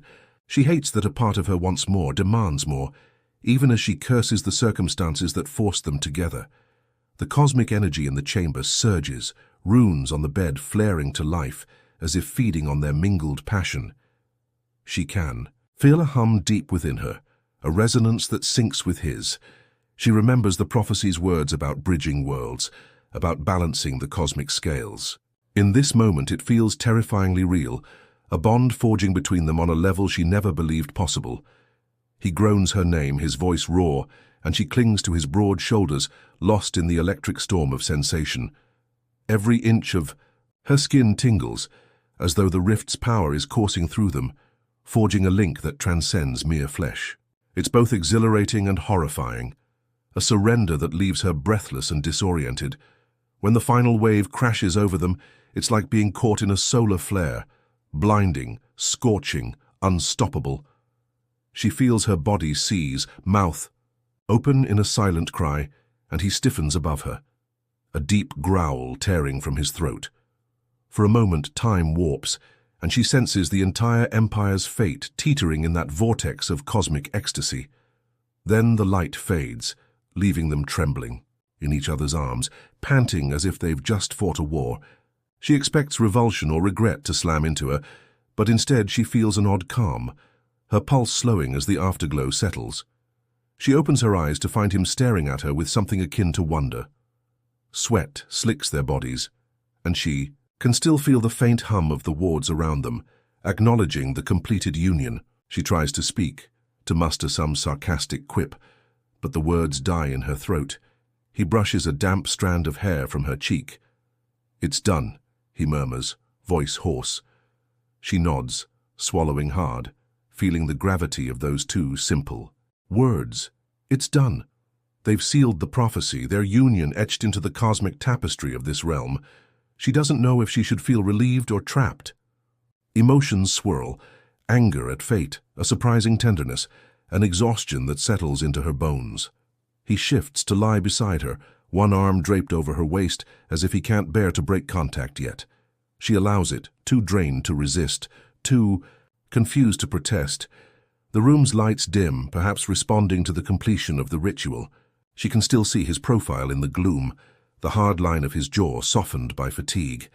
In the silence that follows, she wonders what tomorrow will bring. At dawn, the Eastern faction plans to attack. Their union might rally the Empire.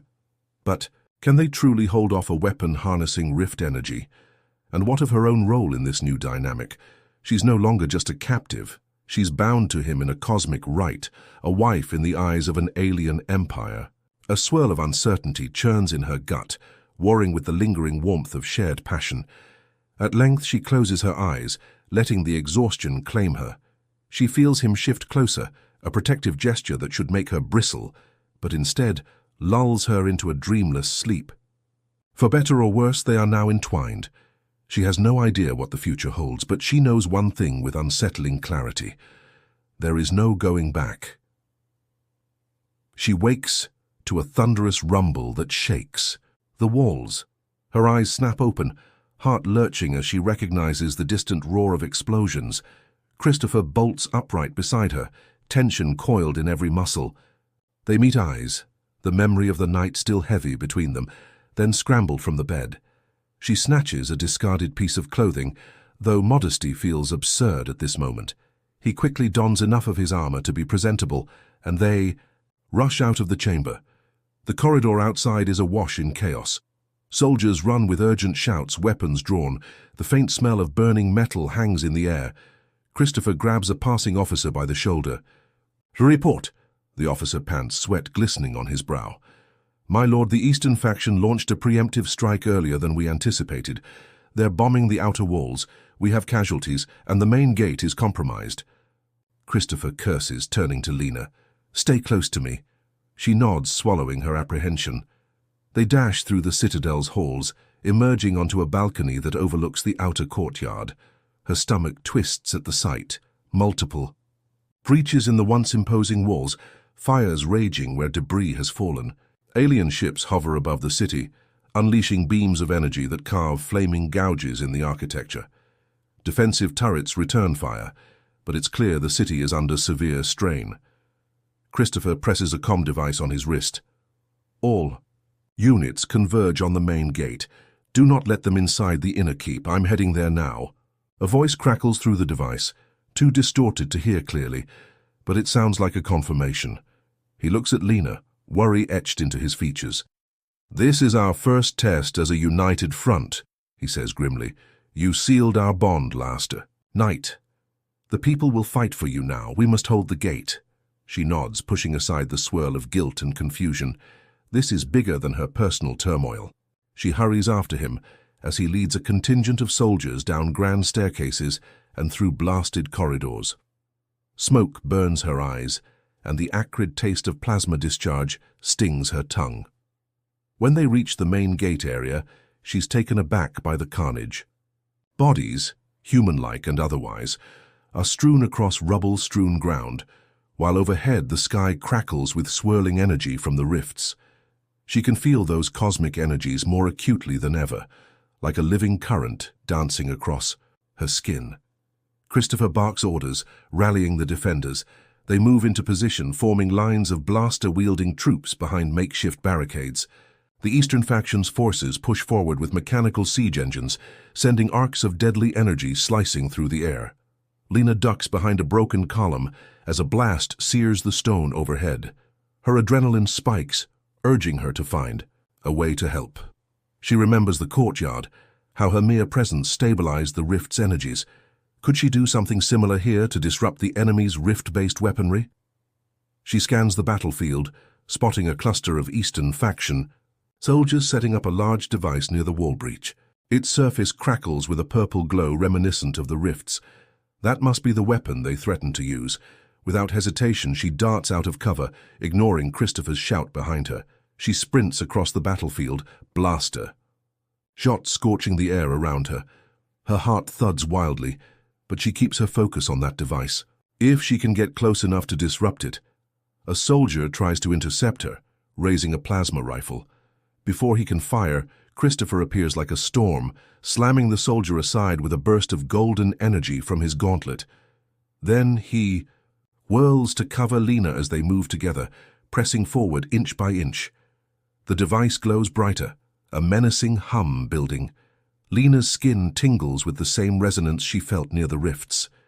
Christopher shouts over the noise, "We have to destroy it." She shakes her head, thinking fast. If we destroy it, the rift energy might go critical and tear open a breach. We need to neutralize it, calm the energies. He curses under, his breath but nods, clearing a path for her. She slides behind a chunk of rubble, panting, sweat pouring down her face. The device looms about 20 yards away. The hum intensifies, sending vibrating pulses through the ground. She forces her mind to steady, focusing on the memory of how she stabilized the courtyard rift. Perhaps she can apply that same principle here. She turns to Christopher, her voice hoarse. "I need to get closer. Cover me." He grimaces but moves in front, unleashing blasts of golden energy at the enemy lines. Soldiers flank him, providing a suppressing barrage. She races forward, skidding to a halt just a few feet from the device. The energy crackling around it makes her hair stand on end, and her vision swims. She stretches out a hand, feeling for that elusive connection. It's there, a chaotic swirl, resisting her attempts to calm it. Her body vibrates with the intensity of it, and she nearly collapses from the overload of sensation. Christopher reaches her side, grabbing her elbow. "Focus!" he barks, voice laced with desperation. She nods, teeth gritted, imagining the wild energy as a tempest that she must cradle, not crush. She slows her breathing, heart hammering in her chest, drawing on the bond she formed with Christopher. The cosmic link flickers, giving her a sense of stability. She feels his energy mesh with hers, fueling her resolve. Slowly, the device's purple glow dims, the hum dropping in pitch. She senses the swirling chaos subside, guided by her will. An Eastern faction soldier lunges, bayonet raised, determined to stop her. Christopher intercepts with a furious roar, knocking the soldier away. Lena remains locked in concentration. Then, with a flash of brilliant light, the device's glow snuffs out completely. The resonance vanishes, leaving only the clang of distant weapons and the thunder of the battered walls. She staggers backward, and Christopher catches her around the waist. A cheer erupts from the defenders who witness the weapon's failure, and a look of awe crosses their faces. Some even kneel, murmuring about the cosmic bride saving them. Lena wants to protest that name, but she's too exhausted to speak. Instead, she leans against Christopher, who looks down at her with a mixture of relief and pride. Their respite is short-lived. The Eastern faction forces realize their trump card has failed. Some retreat, others lash out in desperation. Chaos engulfs the battlefield once more. Christopher helps Lena toward cover, then signals his soldiers to press the advantage. A fierce melee ensues, the defenders gaining ground. The battered main gate area becomes a churning mass of bodies and screams, with blasts of alien weaponry lighting the dust-filled air. Lena flinches at the horror, but she can't look away. This is war, ugly, brutal, unstoppable. Her role may be crucial, but it doesn't feel heroic to watch lives end. She grips Christopher's arm as they hunker behind a fallen pillar, her mind reeling. "What now?" she shouts over the din. He surveys the battlefield, face grim. "We push them back, secure the city. The weapon is neutralized. They have no advantage now." She nods, trying to steady her breathing. The adrenaline spikes. Again, as a group of enemy soldiers notices them. Christopher snarls, lifting his gauntlet, but she tugs at him. "We should fall back. Let the main force handle it. You're too valuable to risk in a direct skirmish." She can't believe she's suggesting caution. Part of her wonders if she's finally starting to care whether he lives or dies. He hesitates, meeting her eyes. She sees the turmoil there, his warrior pride clashing with the new reality that he's no longer a lone conqueror. Their bond means her safety is tied to his, and the kingdom's fate is tied to them both. Finally, he gives a terse nod. Retreat to the citadel interior. We'll coordinate from the war room. They move in a crouch, navigating the debris-strewn courtyard. Soldiers cover their withdrawal, some saluting, others crying out encouragement. The Eastern faction's lines appear to be breaking, their morale shattered by the failure of the rift weapon. Lena catches a glimpse of them dragging wounded comrades away, looks of despair etched on their faces. Once inside the citadel walls, the massive gates groan shut behind them, though they're badly damaged. Soldiers rush to reinforce barricades as best they can. The halls are filled with the smell of smoke and the moans of the injured. Christopher's grip on her arm is firm but not painful, guiding her through the chaos until they reach the war room. Inside, wounded officers rest against walls while others shout into communication devices, relaying orders. Christopher releases her, turning to a table that projects a holographic map of the city. "Report," he barks to a waiting officer. The officer salutes, blood trickling down one temple. "They're in full retreat, my lord. The main force is scattering beyond the outer walls. We've contained the breach. But the damage is extensive. Casualties on our side are high." Christopher's face hardens. "We'll mourn them later. For now, secure the perimeter. Send medics to the front lines. I want no further loss of life if they surrender." "Yes, my lord." The officer hurries away to relay orders. Lena stands there, breathing heavily, feeling every inch of her body ache. The cosmic exertion, the adrenaline, the heartbreak. Of witnessing so much violence, it all weighs on her. She turns to Christopher, voice trembling. "So this is victory?" He looks at her, eyes shadowed with grief and relief. "A costly one." He steps closer, gently brushing a stray lock of hair from her face. "But you saved countless lives by neutralizing that weapon." She bites her lip, refusing to let tears fall. "It doesn't feel like a victory. People still died. Your city is in ruins." He exhales, drawing her into a brief, unexpected embrace. She tenses, then slowly allows herself to lean against him. For a moment, the war room's chaos fades. She feels the steady beat of his heart, and a pang of shared sorrow pulses between them. Their bond, sealed the night before, hums quietly, reminding her of its presence. At length, he releases her, clearing his throat. "We have much to rebuild, but this is the turning point. The Eastern faction will think twice before attacking again, and with the cosmic hour approaching tonight, we stand on the threshold of finally ending the rift crisis." She nods, pulling away. The war room bustles around them, yet there's a bubble of intimacy in the space they occupy. She stares at him, noticing his disheveled hair, the dirt smudged on his cheek, the lines of tension around his eyes. He looks less like an all-powerful conqueror and more like a man carrying a kingdom's burdens. She can't help but feel a grudging respect. Christopher squares his shoulders, addressing the officers. "Establish a triage center here, move the wounded. Lena," he turns to her again. "Go to the infirmary, you're exhausted." She wants to argue, to assert she's fine, but she knows she's running on fumes. "I'll go," she says, quietly, forcing a small nod. He almost reaches for her hand, then seems to think better of it. Instead, he inclines his head, a formal gesture that feels oddly intimate. She walks away, weaving through the chaos of the war room, aware that every soldier's gaze follows her. She is no longer just a captive stranger. She is the cosmic bride, who saved them from a weaponized rift. The realization makes her stomach clench. She's taken on a responsibility she never wanted. As she makes her way to the infirmary, she wonders what the cosmic hour will bring. The prophecy is sealed with their union. She can feel the subtle shift inside her, like the final puzzle piece clicking into place. But the rifts still loom, and the city bleeds. She hates that she cares about its fate, about Christopher's burden, yet she does. One thing is certain. Her life is irrevocably intertwined with this kingdom now. Whether she hates it or learns to love it remains to be seen. By midday, the city's fires have been mostly contained. The wounded fill every cot in the infirmary, moaning under the care of frantic medics. Lena assists where she can, fetching supplies, offering water to the injured. She has no medical background beyond basic first aid, but the staff welcomes. any extra hands. The grim reality of war sinks deeper into her bones with each ragged breath or pained cry she witnesses. Late in the afternoon, Christopher enters the infirmary, conferring quietly with a lead medic. He meets Lena's gaze across the rows of injured, giving her a brief nod. She returns it, acknowledging the unspoken gratitude in his eyes. Once his discussion ends, he approaches her, brow furrowed. "How are you holding up?" She sets down a basin of water, wiping sweat from her brow. "Better than they are," she says, gesturing to the wounded. Guilt tightens her voice. "Is the fighting over?" He exhales.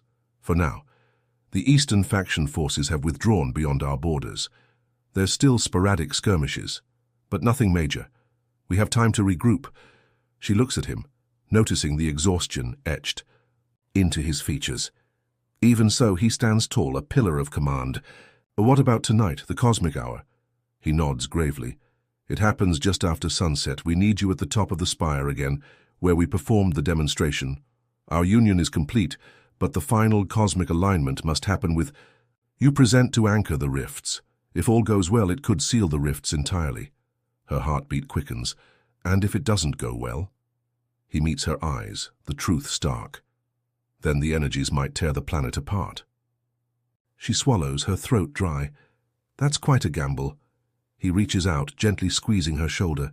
She doesn't flinch this time, too drained to keep up walls.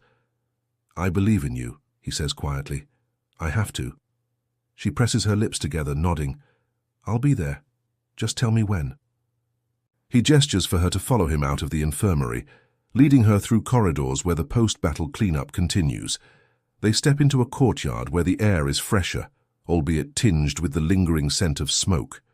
Crews work to repair damaged walls, and the sky overhead glows with the early hues of sunset, vivid oranges and reds that deepen the swirling cosmic patterns beyond the atmosphere. He stops near a crumbling statue of a long-dead ruler, turning to face her. "We don't have a grand ceremony planned for tonight. This is purely functional. The council will gather to observe, but the city's too damaged for any pomp."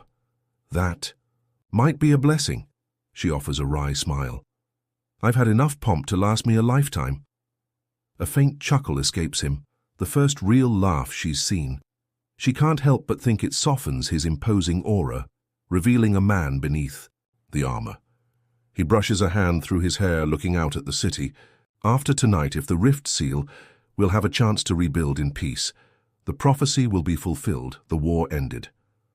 Her gaze drifts to the battered walls and the people struggling to piece their world together. "I hope so," she says softly. He glances at her, eyes unreadable. "What about you? After tonight, you'll be free of the cosmic threat. Will you want to return to your home?" She's caught off guard by the question, guilt and longing knotting her stomach. She thinks of Earth, her lab, her life, her colleagues.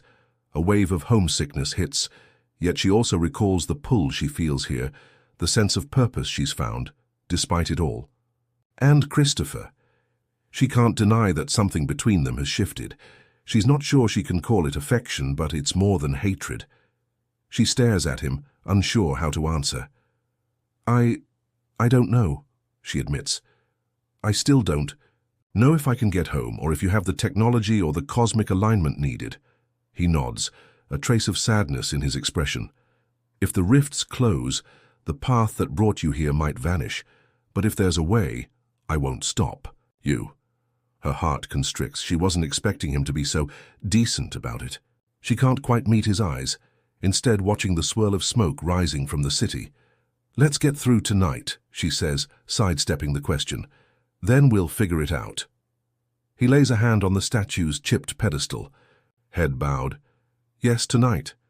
Fate will decide if we move forward in union or if everything ends." They fall into an uneasy silence. Finally, he leads her back into the citadel, explaining that they'll convene at the spire just before the alignment. She has a few hours to rest or prepare. She nods, though she doubts she'll find any real rest with the weight of a planet on her shoulders. As they part ways in the corridor, she notices the shift in the way his soldiers look at her, not with contempt, but with respect. She is the cosmic bride who saved them from the weapon, and soon she might save them from total annihilation. She forces herself to walk with confidence, even if inside she's trembling. Sunset brings an otherworldly glow to the city. The swirling cosmic energies in the sky intensify, illuminating the spires, with shifting colors like an aurora on steroids. Lena stands at the base of the grand staircase, leading to the spire, Christopher at her side, and a gathering of counselors and soldiers behind them. The robed figures from before are present, chanting quietly, their voices rising and falling in haunting harmony. The tension is palpable. Christopher offers his arm. She hesitates, then takes it. Together they ascend the staircase, each step a drumbeat echoing in her ears. She thinks of everything that's happened, her abduction, their forced bond, the battles fought and won, the fragile alliance she's found with this alien warlord. It all culminates here. At the top of the spire, they emerge onto the platform. The contained rift from her previous demonstration still shimmers at the center, flickering with volatile energy as the cosmic alignment nears. The robed figures circle around, forming a ring at the platform's edge. Counselors watch from a distance, tense. Christopher and Lena move to the dais, and he steps back, letting her take the central spot near the rift. She can hear her heartbeat, thunder in her ears. The alignment is nearly upon them. She can sense it in the air, a crescendo of cosmic power building overhead. She closes her eyes, reaching inward for that thread of connection she's felt before. Her bond with Christopher hums like a live wire. She feels him standing behind her, a presence of solid strength. As the chanting rises, the swirling energies around the rift intensify, shooting arcs of light into the air. The platform trembles, and the city below grows quiet with anticipation. The cosmic hour strikes. It feels like a shift in gravity. A wave of power sweeps across the spire, radiating from the sky. Lena's eyes fly open, and she sees the rift expand, surging with brilliant hues of purple and gold. It's both mesmerizing and terrifying. She steadies herself, raising her arms as if to embrace the swirling chaos. She must anchor it, calm it, seal it. Her mind spins, but she focuses on the connection forged by her union with Christopher, remembering how it helped her stabilize the courtyard, how it fueled her strength in the heat of battle. Her breath comes in short gasps as she channels every ounce of will into the rift. At first it resists violently, thrashing with arcs of energy that scorch the platform. Christopher steps forward, placing a hand on her shoulder. She feels his energy flowing into her, an unspoken reassurance that he's there sharing the burden. Their bond flares like a beacon, and the rift's chaotic surges begin to slow. She envisions the cosmic tiers across the entire kingdom, each one connected to this central anomaly. If she can seal this, perhaps all others will follow. The chanting of the robed figures swells, their voices blending into a crescendo of resonance. She can sense the city holding its collective breath. Christopher's grip tightens, his warmth a steady counterpoint to the rift's searing cold. Slowly, painfully, the swirling tier starts to contract, folds of space drawing inward. Sweat streams down Lena's face, her arms shaking with the effort. The platform quakes and an agonized groan of metal echoes from below. She hears Christopher's sharp intake of breath as he pours more of his energy into her. The entire spire glows with an otherworldly light, as if the planet itself is reacting to their struggle. The rift resists with a final surge, lashing out in a burst of brilliance. She cries out, knees buckling. Christopher catches her, keeps her upright. Through sheer grit and the raw pulsing power of their bond, she forces that last chaotic wave into submission. The rift snaps shut with a thunderous clap. A shockwave ripples outward, nearly knocking everyone to the ground. The chanting cuts off abruptly. Silence falls. She stands there, panting, her vision swimming with after-images of cosmic light. Then the robed figures break into exultant cries. Counselors cheer, soldiers holler in triumph. The tower stands firm beneath them, no longer shaking. She feels the hush of the cosmic energies receding, leaving behind a strange calm. Christopher's arms are around her, supporting her as her legs threaten to collapse. "It's done," she whispers, voice shaky.